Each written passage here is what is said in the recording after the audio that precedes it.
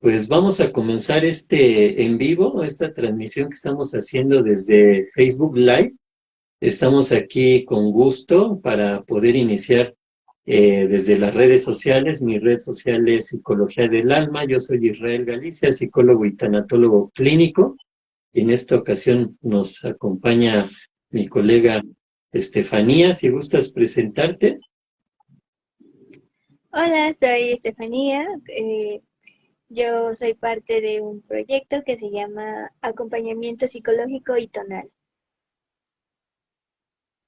Ok, pues mucho gusto, colega. Nuevamente platico brevemente que pudimos trabajar en DIF, en el área de contra las adicciones. Ahí compartimos un tiempo trabajando juntos y pues ahorita ya cada uno estamos por nuestra cuenta, ¿no? Pero ahorita vamos a platicar sobre lo que es la tanatología, un tema bien interesante y que está cobrando cada vez más relevancia, ¿no? A partir de lo que fue la pandemia, como que surgió todavía más la necesidad de enfocarnos en lo que es la tanatología, porque pues es una disciplina que de alguna manera nos ayuda a cursar un duelo cuando se nos está complicando esta situación de la pérdida, entendiendo por pérdida, puede ser cualquier pérdida significativa, principalmente por el fallecimiento de un ser querido, pero también tenemos otro tipo de pérdidas, colega.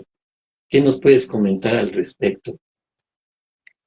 Pues la parte de la tanatología a mí me llamó mucho la atención hace tiempo, por eso aprendí sobre esta rama o estudio, ¿no? Para poder ayudar a personas que, como tú mencionaste, están pasando por un duelo. Y un duelo puede ser una pérdida, bueno, implica una perder algo, ¿no? Perder un ser querido, perder a lo mejor una casa, perder un trabajo o incluso cambios muy grandes que implican pues volverte a adaptar a cosas nuevas. ¿Tú qué opinas al respecto?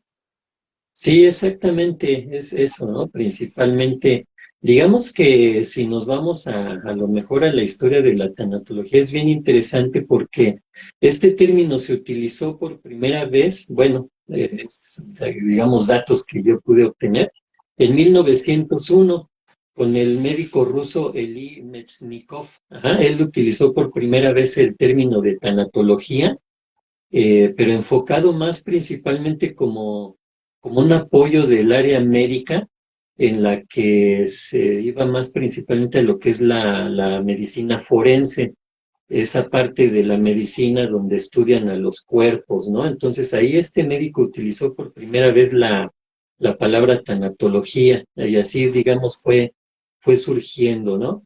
Ya después, en 1917, cobra más fuerza desde el punto de vista que Sigmund Freud, el creador del psicoanálisis, utilizó ya lo que es la palabra duelo. Y ya para quienes estamos en el ámbito del psicoanálisis, él maneja también lo que es la pulsión de vida y la pulsión de muerte, pero en este año, 1917, él publicó lo que fue Duelo y Melancolía, un artículo que daría paso a lo que es la tanatología, ¿no? Digamos, las bases, por decirlo así, desde el enfoque psicoanalítico. Entonces, pues yo creo que esto es parte también importante de saber de dónde surge, ¿no? Lo que es la tanatología. Ya a eso de los años 60, por ahí más o menos, podríamos hablar ya de lo que son las bases de la tanatología moderna como la conocemos hoy, ya de lo que publicó Elizabeth Kubler-Ross, ¿no? Que es principalmente de donde yo me baso para los trabajos que se hacen en el aspecto de la tanatología en consulta, ¿no? Entendiendo que Elizabeth Kubler-Ross empezó a trabajar con enfermos terminales, estaban ya en proceso de muerte, y ella estudia todas estas reacciones emocionales, psicológicas, incluso orgánicas. Hay que entender que ella era una psiquiatra suiza, entonces se enfocó mucho en esta parte donde el enfermo terminal pues tenía todas esas reacciones que eran importantes lograr entender para ayudarle, ¿no? Casi, casi a bien morir, si así se le puede decir o utilizar este término, ¿no, colega? Sí, de hecho, pues es bueno, en la parte de la tanatología, en cualquier curso, en cualquier diplomado, en cualquier estudio, pues de ella se basan muchos tanatólogos, porque pues como mencionaste, ella empieza a observar, pues no solamente en las personas que van a fallecer, ¿no? Sino también en los familiares, cómo se dan estas etapas del duelo, cuando las personas están observando que su familiar ya va a morir, eh, y ella empieza a darse cuenta de cuáles son como los síntomas o cuáles son las conductas o comportamientos muy similares que van ocurriendo. Y por eso ella le da el nombre a estas 5 etapas del duelo. Entonces, em, hay muchos otros autores. Yo recuerdo, o más bien, yo sé un poquito de uno, que es por ejemplo, Jorge Bucay, que también es un psicoanalista, y él habla sobre estas 5 etapas del duelo, pero de una forma de una manera metafórica, sobre si fuera una herida, como cuando te cortas con algo, ¿no? Y es muy interesante cómo va relacionando esta parte de las 5 heridas, digo, de las 5 etapas de esta pérdida con una herida. Y creo que eso también ayuda mucho a que las personas vayan comprendiendo un poquito de lo que sienten y de lo que van ocurriendo. No sé qué también tú pienses al respecto sobre esto. Sí, fíjate que es bien interesante esto que mencionas, colega, porque entendiendo que la tanatología actualmente ya también se enfoca en otro tipo de pérdidas, pareciera que luego no logramos entender dónde está la línea, ¿no? Entre el psicólogo y el tanatólogo, porque cuando hablamos de pérdidas, por ejemplo, una separación, un divorcio, una separación de una relación de pareja que termina, ahí pareciera como que en este tipo de pérdida podría también trabajar lo que es el tanatólogo, ¿no? Entrar ahí la función esta de la acción de una consulta tanatológica, porque al final de cuentas es una pérdida muy significativa y que incluso se puede comparar en ciertas reacciones tanto psicológicas como físicas y fisiológicas con lo que sería la pérdida de un ser querido. Entonces también es importante, ¿no? Ir entendiendo esta parte de dónde podría incursionar en la tanatología, pero quizá también aquí voy a hacer un poquito de énfasis en lo que es la tanatología y digamos lo que es la tanatología clínica. Comentábamos al principio que la tanatología es esa disciplina integral que estudia los fenómenos psicológicos, sociales, emocionales, fisiológicos incluso, que se generan en torno a la muerte y alguna Ujú. pérdida significativa. Eso sería tanatología a nivel general. Pero también tenemos lo que es la tanatología clínica. ¿Por qué es importante diferenciar esto? Porque en la tanatología clínica también vamos a enfocarnos ya directamente en la atención, ¿no? En la atención directa al paciente y sus seres allegados o sus seres queridos que están con el paciente. Cuando trabajamos en la cuestión clínica, hay que entender que nos enfocamos mucho en los pacientes terminales. O si una persona tuvo una pérdida, eh, un fallecimiento de un ser querido, también trabajamos lo que es el proceso de duelo de esta persona, que va a tener que irlo cursando de la mejor manera, porque también es importante saber que el duelo, que a lo mejor ya más adelante podremos organizar otro tema, otro podcast para hablar directamente de lo que es el duelo, ¿no, colega? Pero en este caso, el duelo se puede presentar de manera normal, por decirlo así, cuando una persona con sus propias herramientas, con sus propias características, con su propia personalidad, puede superar esta pérdida. Pero si esta persona empieza a generar síntomas que se mantienen ahí o que incluso empiezan a crecer. Estamos hablando que ya pasaron algunas semanas o incluso meses y la persona lejos de empezar a mejorar o empezarse a adaptar nuevamente a la vida, ya con la ausencia de esta pérdida, si esta persona no es capaz de eso, entonces podemos decir que ya entramos en un duelo de riesgo. Y si esto sigue en aumento y la persona simplemente no ha sido capaz de incorporarse nuevamente a su vida normal, a su vida cotidiana, podríamos pasar ya a lo que es un duelo patológico. Entonces, por eso es importante diferenciar esto, ¿no? La tanatología, digamos, como disciplina en general, todo lo que puede estudiar, pero cuando ya tratamos con pacientes directamente, podríamos hablar que ya es la tanatología clínica. No sé qué pudieras compartirnos al respecto. Mm, Bueno, una cosa muy importante es saber como persona, sobre todo como tanatólogo, saber hasta qué punto puedes ayudar a la persona. Una cosa es acompañar a la persona en su proceso del duelo y otra cosa ya es como intervenir directamente en un duelo ya más complicado o como tú mencionaste de riesgo.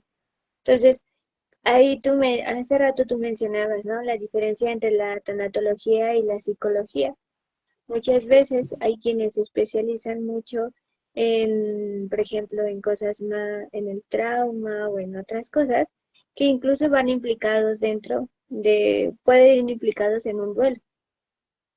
Y si tú no tienes estos conocimientos, pues va a ser muy difícil poder apoyar o ayudar a una persona. No es lo mismo a lo mejor escuchar a una persona que acaba de perder a un familiar o tener una pérdida significativa, allá a poderlo ayudar en este estado a lo mejor que está en depresión o que le cuesta mucho trabajo, pues como mencionaste, ¿no? Readaptarse otra vez a una vida sin esto que a lo mejor perdió. Entonces hay que tener en cuenta que sí, necesitas tener conocimientos de la tanatología para poder acompañar a una persona, para incluso ser un tanatólogo, pero también saber evaluar a una persona en qué momento ya necesita ayuda, incluso hasta mm, psicológica o psiquiátrica. Sí, exactamente. Y con respecto a esto, quizá podríamos a lo mejor enfocarnos un poquito en lo que son las etapas del duelo, ¿no? Como comentaba, yo me baso mucho en lo que es el modelo de Elizabeth Kubler-Ross, entendiendo que aunque el duelo de alguna manera se ha entendido en términos de etapas o fases o digamos acciones o tareas que podemos ir pasando durante este proceso de duelo, vamos a entender que no se trata de un proceso así como muy lineal o muy rígido, ¿no? En el que cada etapa va a tener una duración, cada va a tener ciertos síntomas, terminando una etapa sigue la otra. No es así, sino que en realidad podemos estar cursando a lo mejor hasta dos o tres características de cada etapa, ajá, ya sea una, dos, tres etapas ahí casi viviéndolas al mismo tiempo, o que incluso podríamos ir a lo mejor en la tercera etapa y regresarnos a la segunda o a la primera etapa, ¿no? O incluso alguien podría brincarse etapas e irse hasta la quinta etapa. Ahorita ya mencionamos las etapas, ¿no? Del duelo, pero hay que entender esta parte, ¿no? Que no es un proceso lineal en el cual cada etapa va a tener una duración, ciertas características y nos vamos a la siguiente etapa, ¿no? Sin embargo, sí es un modelo importante que nos sirve como guía para entender en qué etapa se encuentra la persona, el paciente o incluso identificarlo en uno mismo. Entonces, eh, la doctora Elizabeth Kubler-Ross nos manejaba que hay 5 etapas para poder entender este proceso de duelo. La primera etapa es la etapa de la negación, la segunda etapa es la ira, la tercera etapa es la etapa de la negociación, la cuarta etapa es la depresión, entendiéndose depresión no como el trastorno mental clínico ya diagnosticado, sino aquí en este caso lo manejamos como una etapa porque son características que son muy parecidas a lo que sería una depresión ya diagnosticada, ¿no? Una depresión clínica, pero en este caso solo utilizamos, digamos, el nombre porque se asemeja, pero se entiende que es por el proceso de duelo que está viviendo la persona. Y finalmente la quinta etapa que es de aceptación y de adaptación. Ahorita platicaremos un poquito sobre por qué se diferencia entre aceptación y adaptación. Aunque parezca lo mismo, no lo es, pero ya lo iremos platicando más adelante, ¿no, colega? Y entendiendo que el duelo o el proceso de duelo también lo vamos a entender desde la persona, desde la perspectiva de la persona que tuvo la pérdida de un ser querido o de alguna otro tipo de pérdida, a lo mejor la pérdida de un trabajo, la pérdida de su casa, la pérdida de una relación de pareja, como comentábamos hace ratito, ¿no? Entonces, hay que tener en cuenta eso, ¿no? Que hay pérdidas que son significativas y que la persona puede estar en un proceso de duelo, y otro tipo de pérdidas que no son tan significativas, ¿no? Tampoco hay que entender que se me perdió algo, ¿no? Se me perdió mi celular y ya por eso voy a ir al tanatólogo. Tampoco es así, ¿no? Hay que entender los tipos de pérdidas. Menciono esta parte de la pérdida del celular porque actualmente una persona que pierde su celular, híjole, pareciera que perdió gran parte de su vida, ¿no? Pero bueno, hay que entender esa parte, ¿no? También hay que entender, por ejemplo, esto bien interesante, colega, que cuando una persona pierde una mascota, hay gente que minimiza mucho eso, ¿no? Como, ay, pues nada más era un perrito, era un gatito ahí, ¿no? ¿Por qué te pones así? Pero para esa persona es algo muy significativo, entonces también hay que entender esa parte, ¿no? Que una persona puede entrar en un proceso de duelo, e incluso hasta un proceso de duelo de riesgo o complicado por la pérdida tan significativa que le representa el haber perdido a su mascota, ¿no? Entonces, hay varios tipos de pérdidas que podemos tener, pero bueno, ahorita te cedo la palabra, colega, con esto de las etapas del duelo. ¿Qué nos pudieras comentar? Pues la primera etapa es el principio de este proceso. También es muy importante hablar con el proceso del duelo. Como mencionaste, tiene que ver mucho con la persona. También los recursos que tiene cada persona. Recursos es de cómo yo afronto las adversidades, cómo yo puedo, cuál es mi red de apoyo. O sea, todo esto implica en cómo vamos a vivir estas etapas del duelo, en parte. Entonces, la primera tiene que ver con el inicio donde no sabemos. La noticia es tan impactante que nuestra mente lo que hace es pensar que no es cierto, ¿no? Podemos tener incredulidad. No, esto no está pasando, no, de seguramente es una broma, o incluso es de, no, pues eh, al rato llega a lo mejor esta persona, etcétera. Esta primera etapa, pues es como un mecanismo de defensa que es natural y normal en nuestra mente porque nos está protegiendo de sentir como ese gran dolor, ¿no? Es como de, no, espérate, no puedes sentir tanto dolor, a lo mejor, ¿no? Entonces, vamos a irlo sintiendo poco a poco. Y esta primera etapa bueno, son uno de los síntomas que nosotros podemos observar en una gente, es de las personas, es no me está pasando. O no creo que sea tan serio lo que está ocurriendo, ¿no? Como que sí lo veo y no lo veo.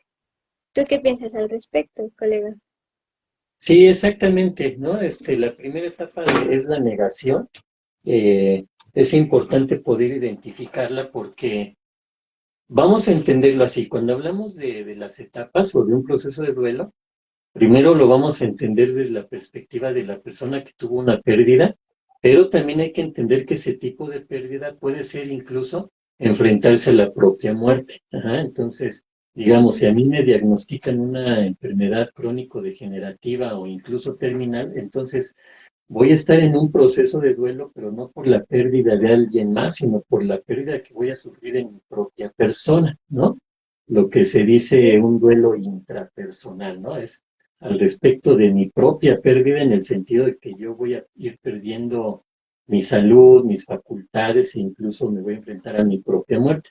Pero también está la otra perspectiva, la de las personas que están o van a perder a esta persona, ¿no? Entonces, aquí la primera etapa, la negación es importante. Si la entendemos, me voy a meter un poquito en lo que es el psicoanálisis.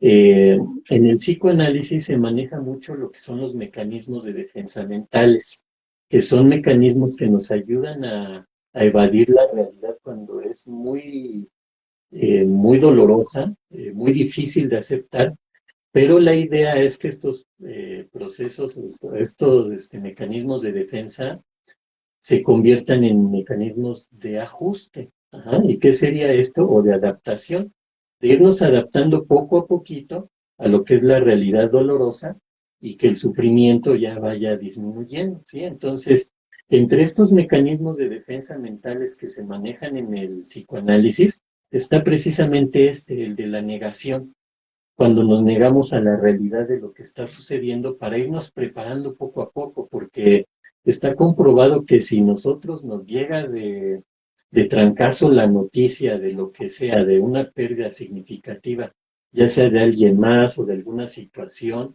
o incluso en uno mismo, podríamos entrar en un estado de shock o en un estado de crisis tan severo que nos puede provocar reacciones fisiológicas muy fuertes, que nos puede llevar incluso a lo mejor hasta un paro cardíaco. Ajá. Entonces, por eso son estos mecanismos de defensa. Viene la negación, es decir, yo no acepto la realidad.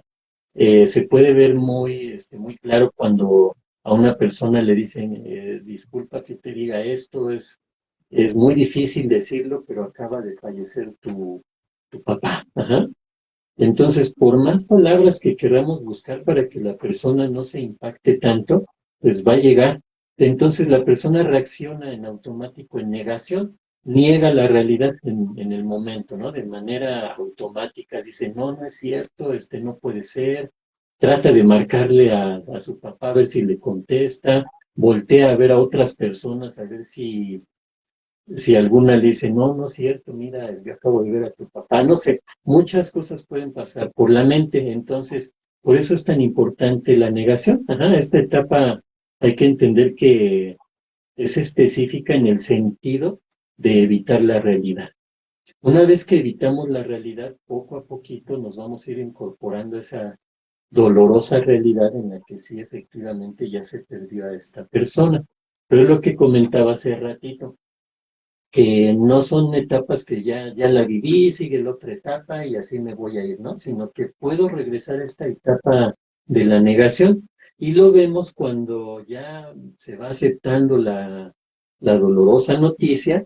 Sin embargo, cuando estamos a lo mejor en el sepelio o ya a lo mejor en estas tradiciones, en estas situaciones que se presentan de estar ahí en un panteón, ya se va enterrando a la persona, ¿no? Bueno, ahí ya nada más vemos el ataúd como lo van metiendo, a la persona la llevan a se me fue ahorita el nombre de las cenizas, Incineró. ¿no? A incinerar a la cremación. Nuevamente regresa esta negación, ¿no? De no, no me dejes, no te vayas, ajá. Todas esas frases que solemos escuchar ahí en un sepelio, en un entierro, ajá, son muestra de la negación que está ahí, ¿no? Porque cuando vemos a la persona que dice no me dejes, no te vayas, no es cierto, regresa, todo eso, pues es una situación que la persona le está costando trabajo aceptar la realidad, porque la realidad es que la persona ya falleció, ya se fue, ya no va a regresar, ya no va a revivir ni nada. Pero es un último intento, ¿no? De tratar de despertar de esa pesadilla y que ojalá y la persona sigue ahí, ¿no? No es así, lamentablemente, pero le llevará un tiempo, ¿no? Y ese tiempo no es así como que a las 3 semanas con 4 días y 3 horas, ¿no? No es así, sino ese tiempo pueden ser unas semanas. Mencionan por ahí desde del enfoque cognitivo que, bueno, hago un paréntesis aquí, ¿no? En psicología hay varios enfoques o varias corrientes.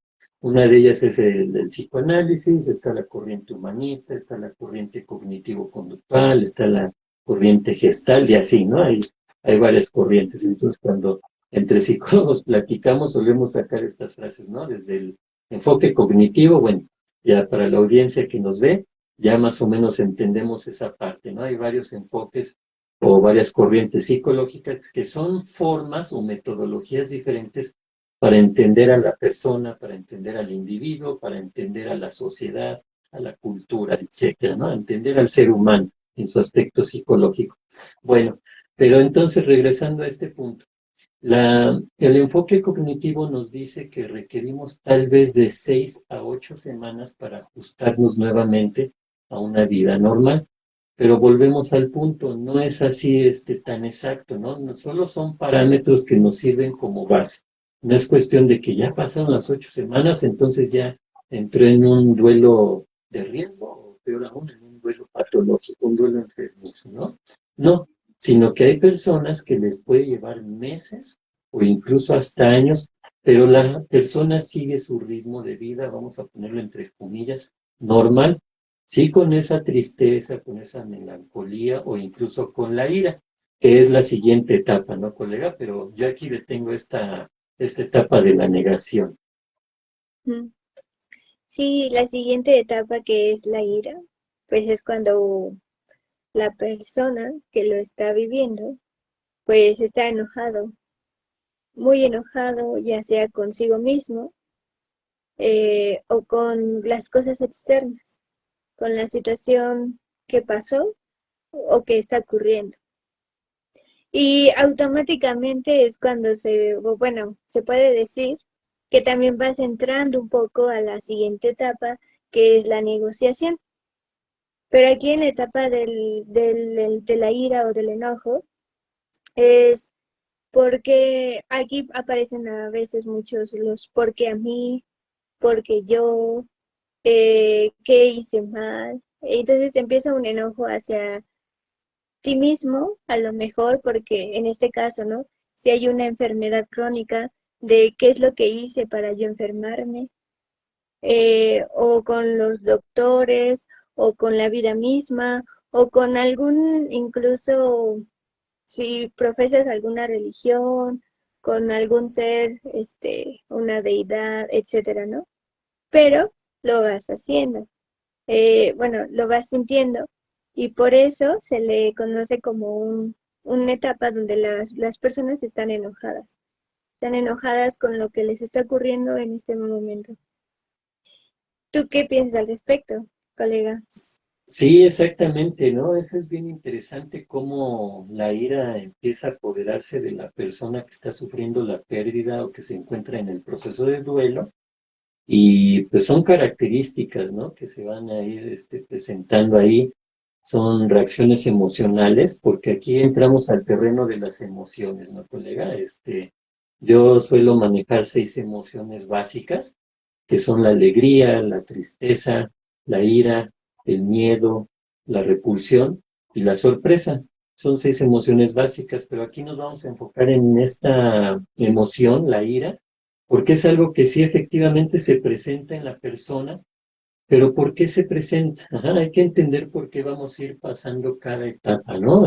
Digamos que es un proceso que nos va a ir llevando a ajustarnos, a adaptarnos poco a poquito, ir asimilando esa situación o esa experiencia tan dolorosa que nos es difícil afrontar, porque la muerte, vamos a entenderlo así, es una cuestión para la que no estamos preparadas las personas, ¿no? E incluso cuando platicamos o incluso estudiamos o manejamos lo que es la tanatología, ni así vamos a estar preparados totalmente para afrontar la muerte.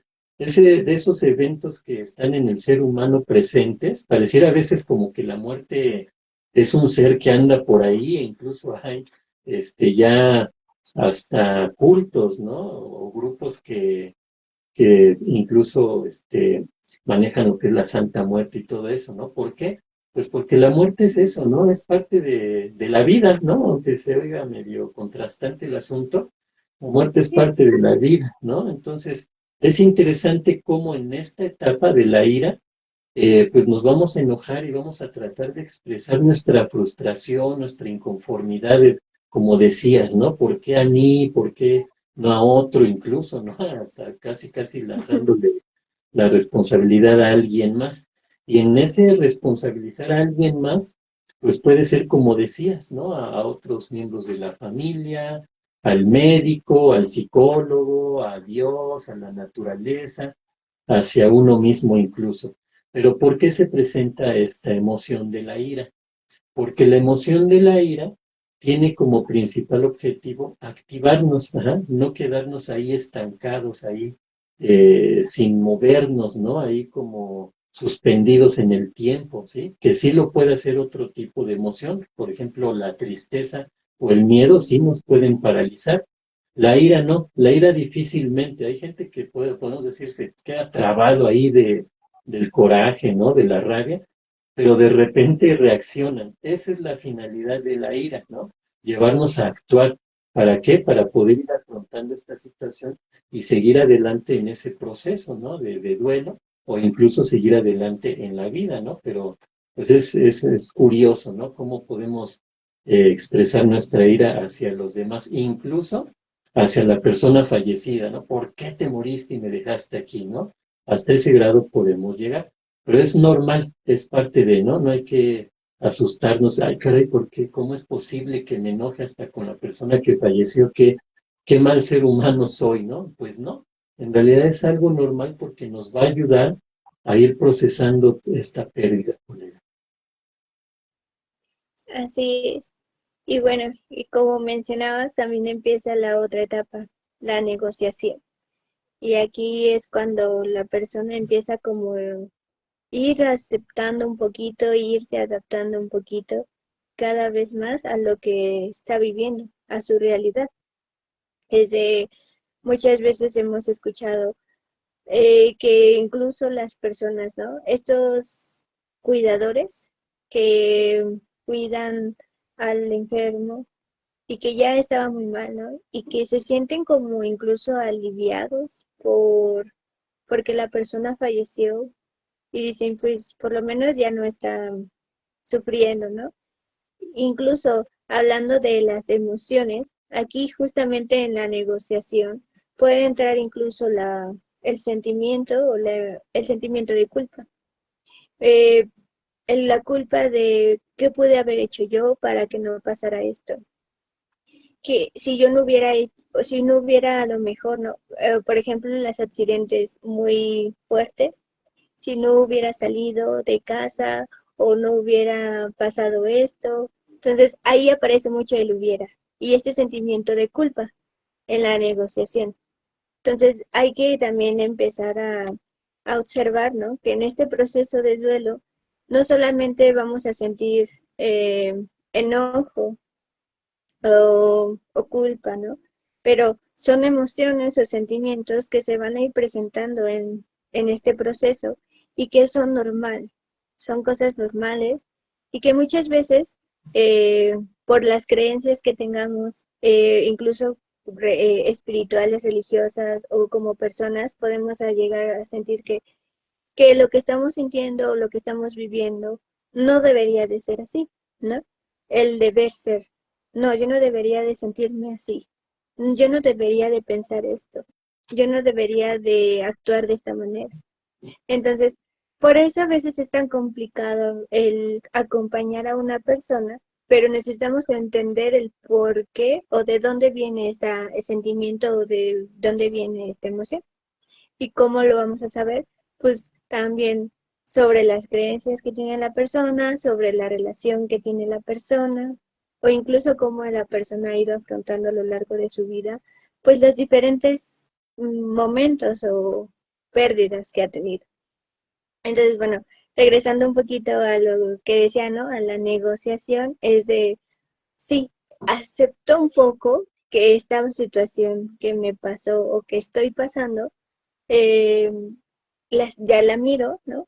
Ya pasamos de la negación, ya la empezamos a mirar, ¿no? Así como de, bueno, sí está bien, ya está sucediendo, ya pasó, pero todavía como que haya una parte donde no estoy aceptando del todo, no me estoy adaptando del todo, necesito como ayuda o hay cosas que todavía no alcanzó por completo a aceptar o adaptarme. Y por eso podemos regresar en estos momentos o en este proceso a las diferentes etapas. ¿Tú qué opinas, colega? Sí, fíjate que es bien interesante esta etapa de la negociación porque se puede entender por negociación esa parte de llegar a un acuerdo con algo o con alguien o con uno mismo, ¿no? Es importante esta etapa porque tanto la etapa de negación como ira que ahorita hemos visto nos pueden desviar, ¿no? Hacia situaciones más complejas, incluso más patológicas, ¿no? Situaciones en las que podamos llegar a un duelo profundo, un duelo muy difícil, muy patológico, ¿no? Pero en la etapa de la negociación surge algo muy característico, muy curioso, ¿no?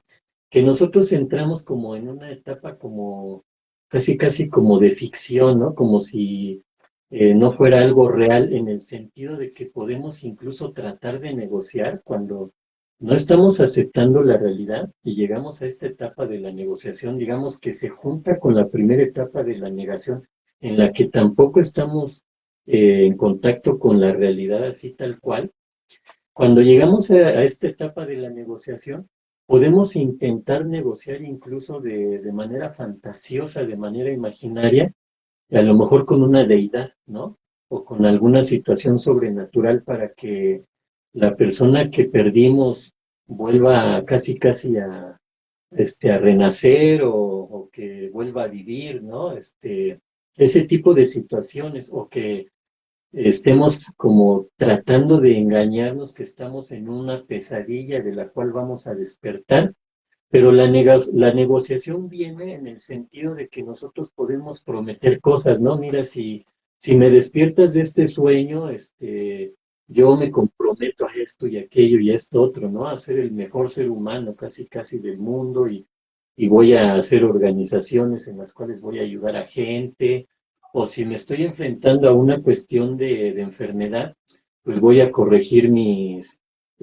hábitos o me voy a reformar en este sentido. Ya no mencionabas la culpa, ¿no? Entonces, esa culpa también nos puede llevar, ya no voy a hacer esto, aquello, o ahora sí voy a hacer esto y esto otro con mis seres queridos. Hay muchas formas que podemos intentar negociar. Por eso es bien interesante esta etapa, porque la otra forma de negociar es más apegada a la realidad, ¿sí? Y esa negociación ya iría enfocada a decir, voy a ir cambiando mi vida, ¿sí? Voy a ir mejorando en este sentido, pero no para recuperar lo perdido, porque lo perdido ya se perdió, ¿ah?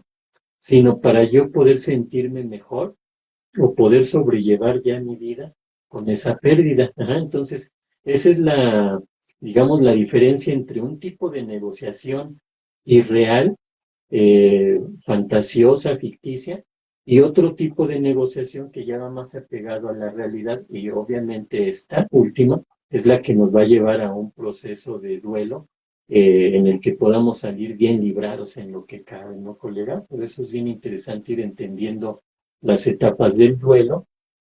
Y de aquí, bueno, no sé si quieras agregar un poquito más sobre la etapa de negociación o irnos a la siguiente etapa, la cuarta etapa, que sería la etapa de la depresión.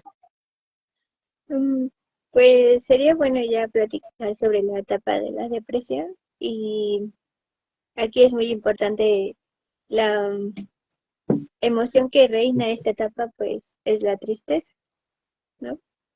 Así es. Y la tristeza, pues algo que funge o que es importante su función, también es como aislarnos un poco de las personas, como hacer una introspección.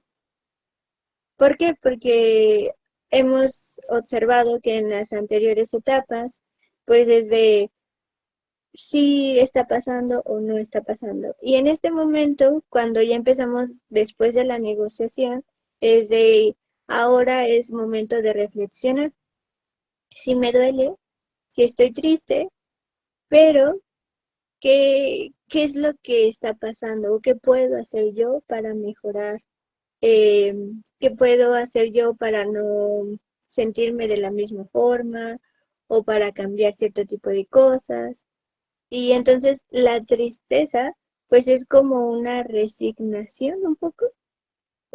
También es como una parte de ya estoy aceptando, asimilando más que ya perdí algo, que ya veo más la pérdida. Y justamente la tristeza también ayuda mucho a que las personas, ¿no? Pues ya sea que un poco se aíslen en ciertos momentos o también se acerquen con las demás personas. ¿Tú qué piensas acerca de esto, colega? Sí, bien interesante esta etapa de la depresión, como mencionas. Sí, efectivamente, la tristeza es la emoción presente aquí. Y, y bien interesante en el sentido que en esta etapa se genera una impresión, digamos, una falsa impresión como de que estoy regresando, ¿no? Otra vez me siento igual de triste que al principio, entonces como que estoy retrocediendo, ¿no? Como que no estoy saliendo adelante.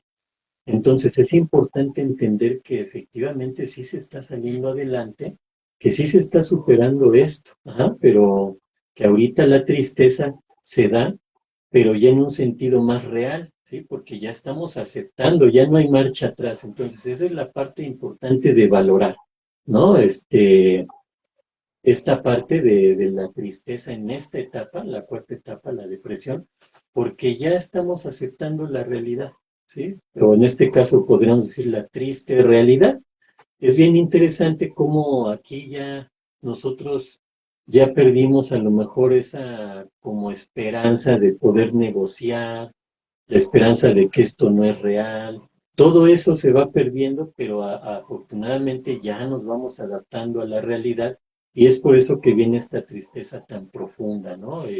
Ya lo que sucedió es irreversible, ya nos empieza a quedar claro y por eso caemos en ese estado de tristeza tan fuerte, tan profunda, porque ya no hay forma de que nos engañemos, ¿no? O de que tengamos falsas expectativas, o de que esto va a cambiar, o de que es un sueño, o de que va a revivir la persona, o de que si perdí el trabajo me van a hablar y no, ¿sabes qué? Fue un error, regrésate, o la pareja va a reconsiderar y como vamos a entrar casi casi una luna de miel nuevamente, ya sabemos que eso ya no va a suceder y por eso caemos en esta tristeza. Pero dentro de las características de la emoción de la tristeza, algo bien interesante que mencionabas, colega, es esta parte de cómo nos ayuda la tristeza, ¿no? Porque las emociones tienen sus objetivos, su razón de ser, no están ahí nada más para mover, generarnos ahí, darle sabor a la vida y ya, ¿no? Sino que tienen una razón importante de ser. Y de la tristeza, una de las, digamos, características más importantes o uno de los objetivos es generar empatía. ¿Cómo sería esto? La empatía la vamos a entender por esa capacidad que tenemos de tratar de entender de cómo se siente, cómo piensa la otra persona, ¿sí? De su estado de ánimo, ¿sí? ¿Por qué se siente de esta forma? ¿Por qué está reaccionando así? Entonces, cuando una persona está generando tristeza, otras personas van a conectar con ella y se van a acercar. A diferencia de que si no muestro esa tristeza y pues todo me lo estoy comiendo yo solo, ajá, entonces la gente empieza a generar ese contacto de acercamiento, del apapacho, del abrazo, de preguntar cómo estoy. Es importante entender que habrá gente que sí tenga la necesidad de expresarlo y habrá gente que no. Entonces, ¿cómo puedo ayudarle a una persona que pues no se expresa o que no quiere hablar? Con la compañía, ajá, estando ahí para que esa persona tenga esa sensación, ese confort de que estás aquí, ajá, aunque no quiero hablar, pero sé que estás aquí conmigo. Y habrá gente que quiera vivirlo aparte, ajá, en soledad, vamos a ponerlo así. que es también un terreno peligroso, ¿no, colega? Porque la soledad nos puede aislar definitivamente y entrar ahí a trastornos, incluso conflictos psicológicos, emocionales o trastornos mentales, ¿no? Pero también puede ayudarnos a generar un contacto con nosotros mismos para reconsiderar situaciones, reflexionar sobre ciertos aspectos de la vida y después ir saliendo poco a poquito de eso. Pero sabemos que ahí están las personas o la persona con la cual nos podremos acercar en el momento que estemos preparados, pero también es interesante poder diferenciar entre una soledad patológica, una soledad enfermiza en la que la persona se está aislando del mundo, de la sociedad, de las personas que le quieren, a lo mejor no va a la escuela, no va al trabajo, ajá, y va a caer cada vez más profundo en esto, ¿no? A la soledad en la que solo requiere un momento para mí, para reflexionar, para analizar, para estar en contacto conmigo mismo y poco a poco ir saliendo de eso. Ajá. También por eso es interesante esta etapa de la depresión, colega. Sí, y bueno, también dentro de estas etapas del duelo, aparte de esos como sentimientos, ¿no? Pues hay que tener en cuenta que es muy importante ver que la persona pues siga siendo como funcional, en el sentido de que, como tú mencionas, mm, pueda dormir o descansar adecuadamente, también pueda alimentarse bien, porque como tú mencionas, ¿no? Hay veces que incluso por el estado emocional en el que se encuentran, le ponen más atención a eso que se descuidan totalmente de sí mismos o de su entorno o de como que van perdiendo la, el vivir o el querer vivir. Por eso es muy importante este pues poder tener cuidado con esto, con estas maneras de que se presentan en vivir un proceso del duelo. Así Y es. bueno, ¿tú qué piensas al respecto de cuando pasan a bueno, qué tan difícil puede ser a veces que una persona pueda aceptar o adaptarse a su nueva vida sin lo que perdió? Sí, pues definitivamente es difícil, ¿no? Podríamos hablar que en un rango de normalidad, entendiendo normalidad no como bueno ni anormalidad como malo, ¿no? Porque a veces se hace esa semejanza y no, no es así. Ajá. Cuando hablamos de normal, es digamos lo que la mayoría, en un rango extendido, ajá, y lo anormal es lo que se sale de ese rango, ¿no? Pero con esta aclaración voy a este punto.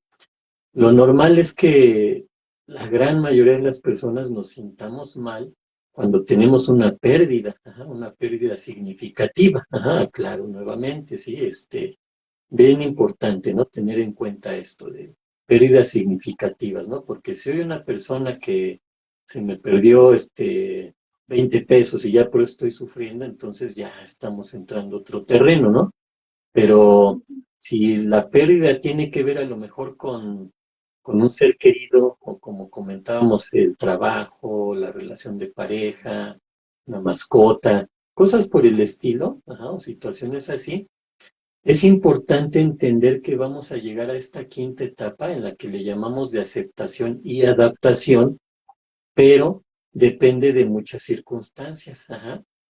Una, cómo fue la pérdida, ¿sí? Porque si es una pérdida que se va dando, vamos a ponerlo, ¿no? De las peores pérdidas, la de un ser querido, ¿sí? Por fallecimiento.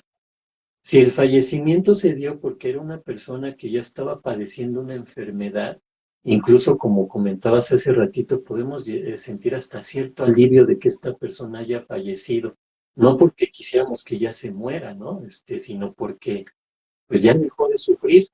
Y en cierto punto, pues las personas que están a cargo de esta persona, pues también ya van a tener momentos de descanso, ¿ah? De tranquilidad.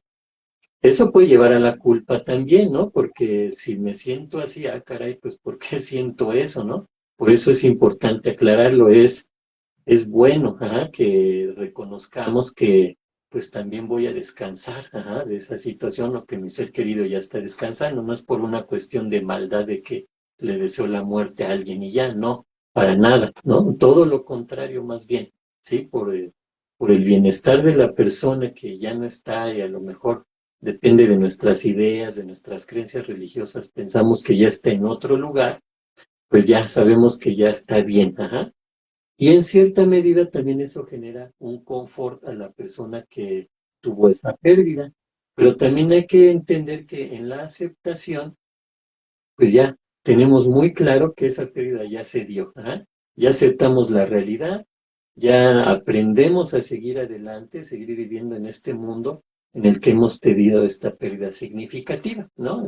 Ya aceptamos que está de alguna manera bien el que hayamos padecido todo esto porque nos lleva a un proceso de duelo, un proceso de aceptación en el cual ya sabemos que vamos a seguir adelante, ajá, que esto ya no hay marcha para atrás y que podemos retomar todo. Ajá, a lo mejor hemos retomado desde etapas anteriores, ajá, a lo mejor desde un inicio, ¿no? En la etapa de la negación igual fue algo rápido y pues nos ajustamos, ¿sí? Menciono esto porque esta quinta etapa hay algo bien interesante. Le podemos llamar etapa de aceptación en este sentido que ya aceptamos totalmente la realidad, ajá, la pérdida, pero también le llamamos etapa de adaptación. ¿Por qué esta diferencia y por qué es importante entenderlo? Porque la adaptación se puede dar después de habernos desadaptado durante todo el proceso de duelo. Es decir, una persona a lo mejor dejó de ir a trabajar, dejó de estudiar, dejó de convivir, de relacionarse con los demás, a lo mejor hasta estaba dejando de comer, dejar de dormir. Todo eso son conductas desadaptativas que no se van a presentar en todas las personas que estén en un proceso de duelo. Entonces, cuando llegamos a esta quinta etapa y la persona ya aceptó, pero a la vez ya se empezó a adaptar nuevamente porque ya está comiendo como debiera de comer, ya está descansando, ya está durmiendo como debiera de dormir, o ya está regresando a trabajar, activar a las actividades, incorporarse a la escuela, ya estar en contacto con las otras personas, relacionarse más, a lo mejor ya no quería ir a ninguna reunión, ahora ya lo hace. Entonces, cabe este concepto de adaptación porque esa persona ya se está adaptando nuevamente. Por eso es interesante, ¿no? Que no siempre vamos a utilizar este término de adaptación porque la persona, pues quizá durante todo este duelo, estas etapas, pues no se desadaptó. Ajá. En cambio, si se desadaptó en lo que ahorita platicaba y llegamos a esta quinta etapa, pues podríamos utilizar ya esta palabra, ¿no? De ya se está adaptando nuevamente. Ujú. Eso sería digamos, mi participación en esta etapa. Bueno, para finalizar aquí en esta etapa, no quiere decir que es una etapa de felicidad, ¿eh? Porque a veces nos equivocamos, pensamos que llegamos a la quinta etapa y ya estamos felices de la vida. No, la persona puede seguir con tristeza, puede seguir con enojo, con conflicto, pero ya no le perjudica ni le genera problemáticas o conflictos considerables en otras áreas de su vida. Ajá.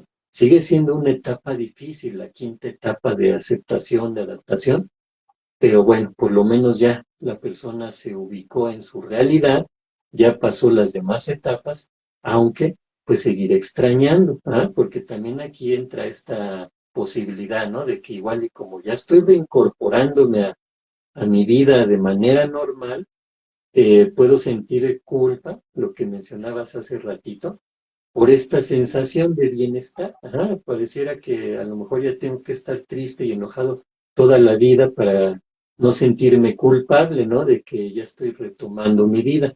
No es así. Ajá, hay que entender que con todo y que esté retomando mi vida, tengo que evitar esa parte de culpa por esta sensación de bienestar, pero también tengo que reconocer que no va a ser una etapa de felicidad plena, ¿no? Sino que voy a seguir extrañando, añorando a esta persona, los momentos que viví con esta persona, etcétera, ¿no? O del trabajo, o de la relación de pareja. la pérdida que se haya tenido con él. Sí, de hecho también parte de la etapa de aceptación o adaptación. Aquí se presentan los famosos rituales, ¿no? Porque aquí aparecen los rituales, porque te ayudan a darle significado a lo que ya has perdido. Y entonces cuando ya le estás dando ese significado de lo que a lo mejor, qué aprendizaje puedes tener o cómo puedes vivir ahora o lo que valoras, ¿no? En este momento, que puedes ir aceptando y puedes ir adaptándote a tu nueva realidad o a la realidad. ¿Por qué nueva realidad? Pues porque para algunas personas, dependiendo también la pérdida, como mencionabas, eh, pues se es un cambio muy drástico. Por ejemplo, ¿no? La pérdida en un sismo, que se pierde tu casa, etcétera, pues obviamente pues te estás adaptando a una nueva casa, en un nuevo lugar, etcétera. O esta parte de las guerras. De todo esto, del contexto de lo que tú estás perdiendo y cómo lo perdiste, influye mucho en cómo vas a ir aceptando y cómo vas a ir adaptándote. Y entonces hay que tener paciencia con las personas y con uno mismo o con una misma para poder volverse a adaptar a lo que está viviendo en ese momento, a lo que está haciendo en ese momento. Y existen varios rituales como para decir, pues ya no, estoy dejando atrás una etapa o estoy dejando atrás esto que perdí, pero recibo con aceptación, con pues de cierta manera, de la mejor manera posible, esto nuevo esta nueva vida o esta vida o mi realidad. Y por eso son muy importantes los rituales, por ejemplo, en el caso de que fallece una persona, eh, eso de acompañar al sepelio, el ir a velar a la persona, ¿no? Es parte de esa cultura, pues para poder afrontar mejor esta pérdida. No sé qué opinas tú o quieras agregar algo más, colega. Sí, claro que sí.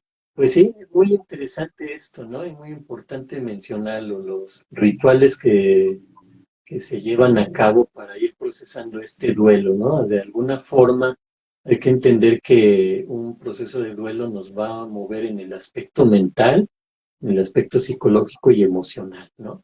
También incluso en el aspecto físico y fisiológico, ¿no? Alterando algunas funciones de nuestro organismo, porque como hemos comentado, es algo muy fuerte que enfrenta un ser humano, quizá lo más fuerte que pueda afrontar durante su vida es precisamente una pérdida significativa, ¿no? Entonces, todos estos rituales pues nos ayudan de alguna manera a irnos adaptando, a ir aceptando la realidad, poco a poquito ir procesando la pérdida y pues cada quien tiene su forma diferente, ¿no? Desde su personalidad hasta la creencia religiosa que pueda tener la persona, es lo que le va a ayudar. Siempre es importante sostenernos de algo o de alguien, ¿no? También hay que entender que a veces se cree que nos tenemos que hacer los fuertes, ¿sí? Para que los demás no caigan, ¿no? Pero no, también es importante entender que necesitamos el apoyo de los demás. Entonces, no son situaciones de hacerse el fuerte, de no llorar, de no mostrar o expresar mis emociones, sino todo lo contrario. Son momentos de expresar lo que estoy pensando, de lo que estoy sintiendo, porque si no, todo eso se me va a quedar, ¿no? Las emociones que yo guarde, decía Freud, todas esas emociones que se reprimen, tarde o temprano van a salir, pero de peores formas, entonces, y nos van a hacer mucho daño, ¿no? Entonces, por eso es tan importante que en el proceso de duelo entendamos que algo que debemos de hacer o que debamos de llevar a cabo es expresar lo que pensamos, lo que sentimos, expresar nuestras emociones, y todo esto nos va a ir llevando a sentirnos mejor, o incluso, ¿por qué no mencionar la palabra? A ir sanando todo sufrimiento, ¿no? Eh, pues yo pienso que podemos ir cerrando este podcast, colega, con esta temática interesante, ¿no? Ahorita todo lo que has platicado, lo que hemos compartido.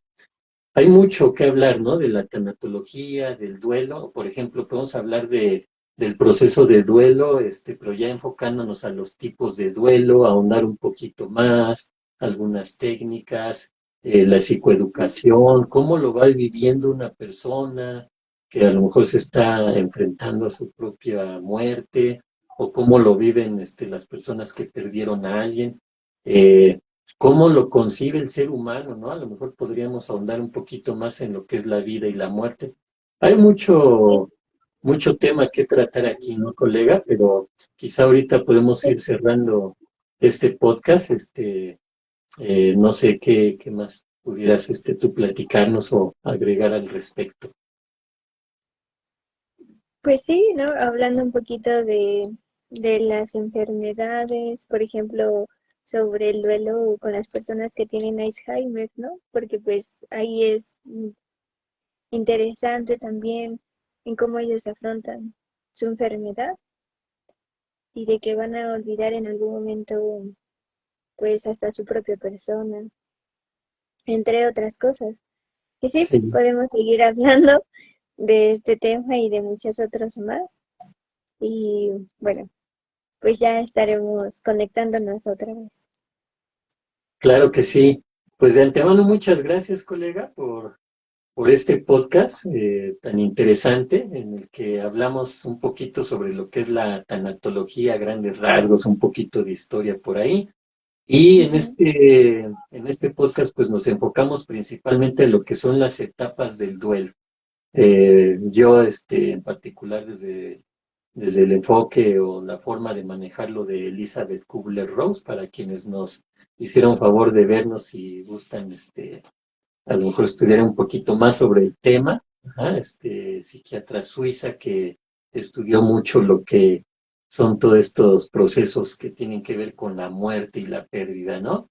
Entonces, pues, colegas, si gustas mencionarnos tus redes sociales para que te puedan seguir y pues agradeciendo, ¿no? A las personas que nos vieron que compartieron, que comentaron. Muchas gracias ahí por el like, todo esto que nos ayuda, ¿no? A crecer y nos motiva a lo mejor a seguir con estas temáticas, colega. Si gustas compartirnos tus redes sociales, tu información en general. Ok, pues yo soy psicóloga, actualmente estoy con un proyecto que se llama Acompañamiento Psicológico y Tonal. Así nos pueden encontrar en Facebook, Instagram y en TikTok. Y pues vamos a seguir con estos podcasts y te cedo la palabra, colega. Muchas gracias. Pues sí, efectivamente, ¿no? Esa es la idea de poder continuar con estos podcasts y, como dices, ahondar más en lo que es la tanatología, pero también de muchas temáticas relacionadas a la psicología, ¿no? En general, que pues es nuestro campo de estudio, nuestro campo de trabajo y pues lo que nos gusta es parte de nuestra vida, ¿no, colega? Igual yo estoy como Psicología del Alma en lo que es YouTube, en Facebook, en Instagram, en TikTok. Y también andamos ahí, ¿cómo se llama? Twitter, ¿no? Ex, que ya se llama ahora. También estamos ahí. Yo soy Israel Galicia, psicólogo y tanatólogo clínico. También me pueden contactar directamente a mi WhatsApp al 55 14 93 95 80 y con gusto ahí les atendemos. Colega, ¿dónde te pueden contactar? Pues me pueden contactar al número 56 14 28 61 49 por WhatsApp. Ujú. Perfecto. Bueno, pues entonces terminamos este podcast. Muchas gracias a quienes nos hicieron favor de vernos, quienes nos vean, y pues les agradeceremos nos puedan compartir, ¿no? Nos puedan dar like, nos puedan hacer comentarios, e incluso comentarnos ahí qué temáticas les gustaría que pudiéramos abordar, ¿no, colega? Muchas Así gracias. Hasta luego. Nos despedimos. Hasta luego.